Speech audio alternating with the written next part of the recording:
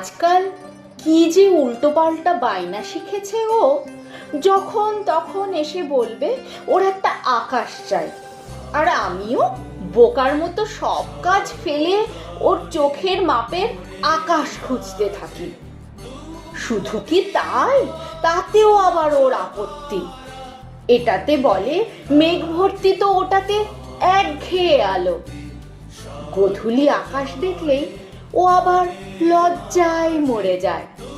আমার হয়েছে জ্বালা, মেঘ থাকবে না, রোদ থাকবে না, এমন একটা আকাশ আমি কোত্থেকে খুঁজে আনবো?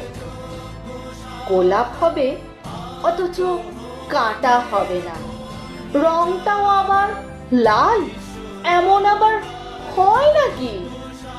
একান্ত আপন এই অনুভূতিগুলোকে বাঁচিয়ে রাখতে সাবস্ক্রাইব করুন ভয়েস অফ লাইন্স। শব্দে নয়, কণ্ঠে বাঁচে কবিতা।